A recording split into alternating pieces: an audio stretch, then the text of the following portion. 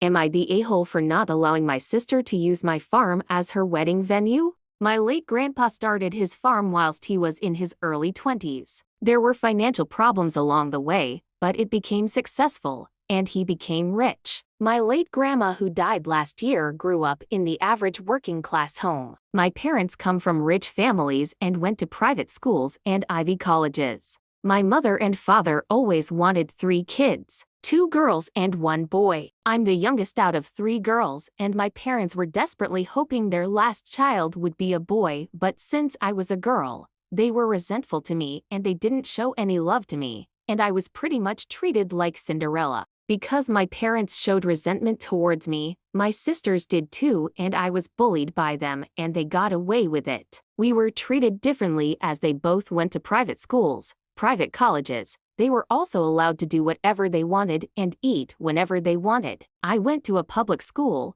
public college, and I was only allowed to eat 3 meals a day. I don't mind going to a public school, but I'm just trying to show how I was treated differently. On the weekends, I was shipped off to my grandmother so they could have family time. At age 12, I asked my grandmother if I could live with her, and she agreed. As soon as she asked my parents, they immediately said yes and started packing my bags. Whilst going to my grandmother's at the weekend, she made me work on the farm even whilst living with her permanently. She continued to make me work on the farm on weekends. I hated that I had to work on the farms. But looking back now, I realized why she made me do it, as she made me work on the farm as a source of therapy, as I was constantly arguing and her animals were my therapy. I remember spending most of my days sitting with the horses and feeding the chickens. I also spent a lot of time running across her fields. My grandmother sadly passed away last year, and she left the whole estate to me, which my family wasn't pleased about. I decided to leave my job as a lawyer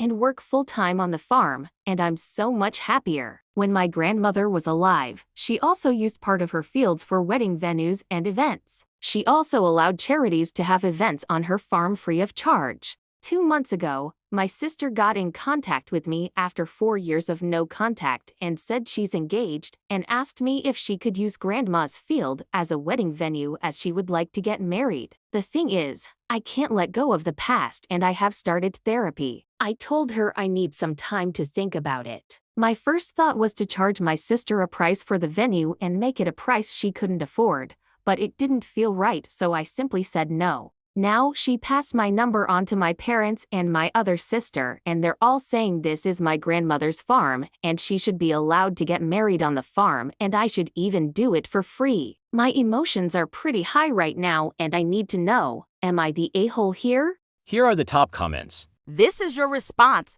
This is the only home I have ever known. I will not be used by people who threw me away like yesterday's trash when I was a child, and have not chosen to be a part of my life since then. You burned the relationship to the ground years ago. Grandma knew who all of you were as human beings, and she would not be pleased to have you all piling on like you are. Legally, this property belongs to me, and each of you knows why. My property is off limits. Name may not hold her wedding on my property. If they escalate, tell them that you will consider it trespassing if they step foot on your property and actually follow through when one of your parents does, because one of them will. Not the a-hole. Not the a-hole.